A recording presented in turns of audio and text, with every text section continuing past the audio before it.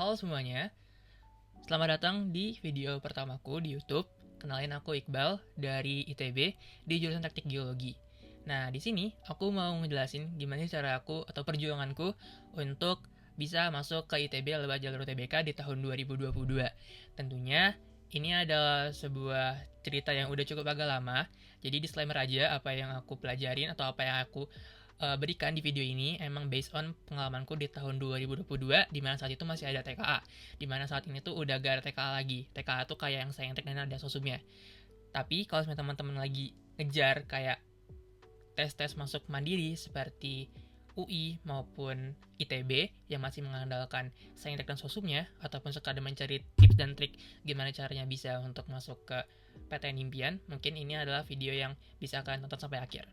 Oke, jadi di sini aku mau disclaimer dulu kalau misalnya apa yang aku kasih tahu di sini juga itu bukan bentuk bermaksud sombong atau lain sebagainya, tapi emang ini untuk sebagai bentuk agar teman-teman yang lagi memperjuangkan hal yang sama tuh bisa semangat dan tahu bagaimana cara untuk memulai. Kira-kira kayak gitu.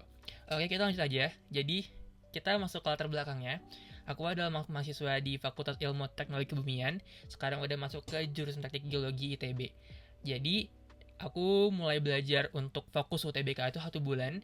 Kenapa? Karena emang aku terlalu fokus di jalur undangan, karena aku merasa udah optimis banget untuk terima. Dan ya, 1 bulan itu adalah waktu yang cukup cepat. Jadi emang pada dasarnya emang itu gak direkomendasikan untuk memulai UTBK dalam waktu 1 bulan.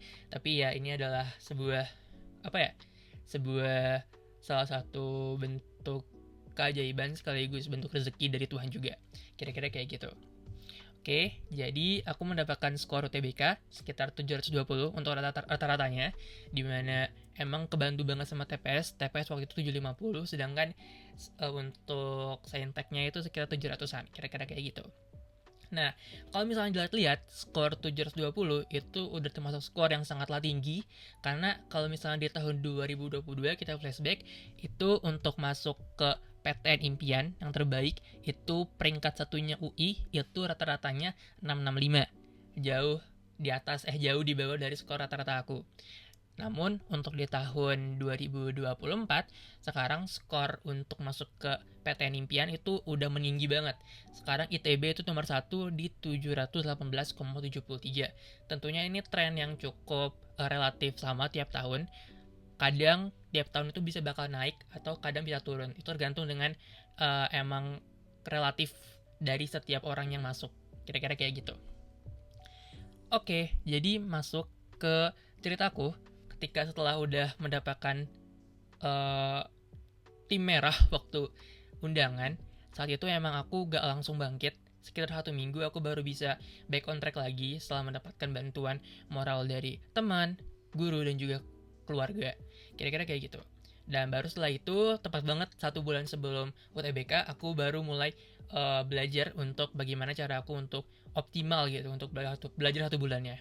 Nah, dari sebelum itu, sebenarnya aku udah mulai ngecek-ngecek di YouTube. Waktu 7 hari aku mulai mencari jati diri itu, aku mencoba ngecek di YouTube kayak perjalanan orang-orang sukses 1 bulan untuk mendapatkan PTN impian lalu UTBK, dan dari apa yang udah aku lihat itu emang kebanyakan di 2-3 bulan.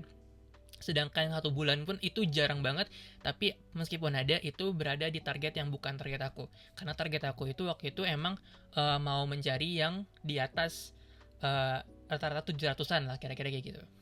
Nah, setelah itu aku mendapatkan kesimpulan kalau misalnya emang untuk kita bisa mengoptimalkan UTBK ini, yang pertama itu diperlukan suatu strategi yang secara matang. Nah, strategi ini tuh kita buat sendiri, bener-bener kita harus buat sendiri berdasarkan kondisi kita. Waktu itu aku nyiapin 1 bulan, berarti aku ngebuat planning selama 1 bulan tuh kira-kira apa yang harus aku lakuin. Setelah melakukan planning 1 bulan, aku ngelihat 1 kalender, dan disitu aku ngelihat kalau misalnya emang realistisnya aku belajar cuma sekitar beberapa jam doang. Istilahnya aku cuma bisa mendapatkan atau menguasai beberapa subtes doang. Sehingga aku mendapatkan kesimpulan kalau misalnya aku bakalan mengejar beberapa materi aja, 2-3 materi per pelajaran yang aku kuasai. Karena emang itu yang paling realistis untuk bisa aku dapetin gitu. Setelah udah mendapatkan target yang realistis, barulah kita masuk ke tahap yang selanjutnya, yaitu kita melihat kayak dalam satu hari itu aku bisa belajar berapa materi aja. Dari apa yang udah aku cari, penelitian yang udah aku lihat, kalau misalnya kita tuh gak boleh banyak belajar materi dalam satu hari. Jadi aku mendapatkan cara kalau misalnya aku bakal belajar 2 materi dalam satu hari. Jadi misalnya di hari Senin aku belajar 1 TPS dan 1 TKA. Jadi ada yang literasinya dan juga ada yang ngitung-ngitungnya lah kira-kira. Jadi emang ada yang emang murni kita ngerjain soal aja, sama ada yang murni kita belajar aja. Kira-kira kayak gitu. Kalau misalnya kasarannya gitu. Nah, mungkin awal-awalnya kita tuh bakal belajar kayak cuma bentar doang, kayak 30 menit doang, atau mungkin 1 jam. Waktu itu aku pertama kayak belajar, itu cuma dalam 1 hari cuma bisa 2-3 jam aja. Tapi semakin aku konsisten, karena dalam 1 bulan itu aku belajar terus, gak ada hari yang off, gak ada hari yang gak belajar, itu aku di minggu-minggu terakhir aku bisa belajar 6 hingga 9 jam. Dan itu adalah sebuah hal yang ternyata bakal kepake juga nanti pas kuliah. Pokoknya gitu. Nah, setelah udah ke 6 sampai hingga 9 jam aku belajar, di situ aku udah mulai ngelihat kayak pola-pola tiap soal tuh kayak gimana. Kayak apa yang udah kita dapetin tuh bakalan kejawab lah kira-kira. Karena kita bisa mengerti soal ini tuh maksudnya ngapain sih, soalnya itu penulisnya tuh mintanya apa. Kira-kira kayak gitu. Nah, kira-kira sebenarnya begitu aja buat cerita perjalananku. Pasti bakal ada naik turunnya, demotivasinya karena ketolak jalur undangan atau SNMPTN juga pasti ada. Harus belajar lagi, itu juga pasti terkadang juga bikin kita kesel. Harus ikut rekod lagi juga kadang kita bikin demot. Harus ikut UTBK lagi. Tapi ketika kita tahu kalau kita gak sendiri, banyak orang juga mengalami hal yang sama, bahkan lebih dari apa kita alamin, gue jadi merasa tenang dan jadi bisa back on track lagi karena kita gak sendirian. Kira-kira kayak gitu. Nah, mungkin ini sedikit tips dan trik dari aku aja buat teman-teman yang lagi memperjuangkan UTBK. Yang pertama adalah kalau udah tahu waktunya tinggal sedikit, belajarlah setiap hari meskipun cuma 30 menit.